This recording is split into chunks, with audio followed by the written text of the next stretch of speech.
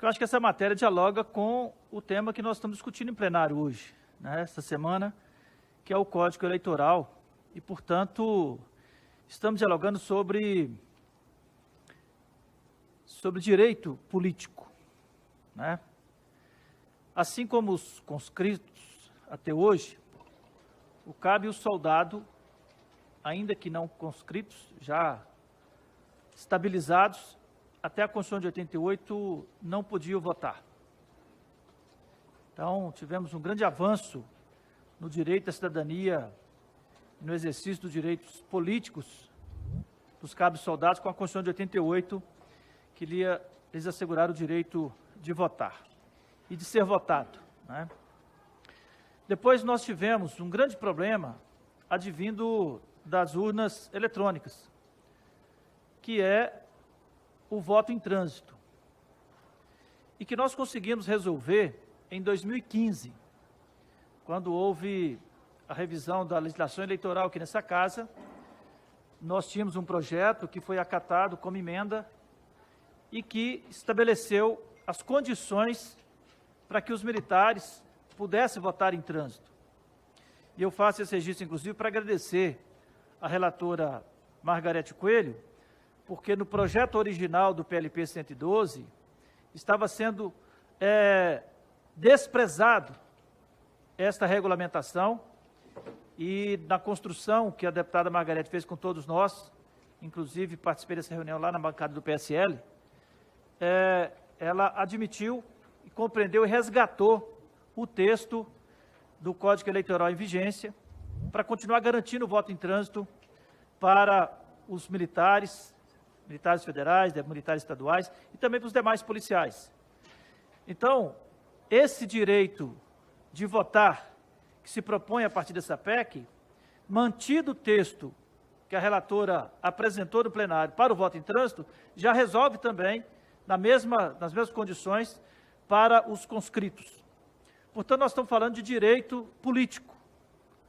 E é preciso que a gente fale bastante disso durante o dia hoje, porque, apesar de ter sido resgatado o voto em trânsito no texto do PLP 112, o que eu comemoro e agradeço, mas ainda estamos enfrentando o problema da quarentena. Eu vi o próprio Coronel Crisóstomo, deputado Coronel Crisóstomo, manifestando em plenário. Fizemos, aliás, na quarta-feira passada, na quinta-feira, no debate que teve na discussão em plenário sobre o PLP, só 2 temas foram pautados como pontos conflituosos do PLP 257. Para alguns partidos, era a questão das sobras, e para os demais foi a questão da quarentena. Nós consideramos isso uma agressão, é caçar direito político dos policiais, dos militares, dos magistrados. A Constituição já deu o limite. O limite para a magistratura e para o Ministério Público é deixar a instituição. Já está na Constituição, já está pacificado, esse é o limite. Magistratura e Ministério Público não pode se candidatar estando no serviço ativo. Mas para os policiais, a Constituição reconheceu que eles podem candidatar, inclusive, se for o cargo de vereador, pode, inclusive, exercer simultaneamente as funções. E o tempo é contado até para a aposentadoria. Para alguns, até para promoção por tempo de serviço. E para os militares, a Constituição também estabeleceu o limite, qual seja, se ele tiver menos de 10 anos de serviço, ele aí sim, pela Constituição, tem que se desligar, tem que afastar. E o Supremo, julgando o caso concreto de afastamento, estabeleceu que o afastamento é a baixa, estabeleceu que cabe à instituição militar formalizar ex officio a exclusão do militar que com menos de 10 anos se candidatar. E para os que têm mais de 10 anos, agregam, na medida que a eles é vedado a filiação partidária, então a candidatura se dá no momento em que ele é agregado, ou seja, que ele se isenta, se afasta da sua responsabilidade institucional, e aí sim há uma filiação transitória, que é suspensa imediatamente o fim da eleição. E se ele ganhar a eleição, se ele de se diplomar. Na diplomacia ele é passado para a reserva. Então já existe uma punição severa para os militares que candidatam e se elegem, que é passar para a reserva, se tiver mais de 10 anos.